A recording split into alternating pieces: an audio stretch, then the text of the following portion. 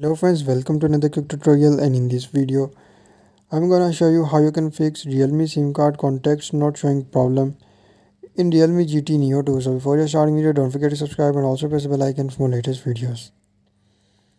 To fix SIM card context not showing problem in Realme GT Neo 2, simply first of all you just need to tap on settings and follow every single step as I'm showing you in this video. Hope so this will fix your problem.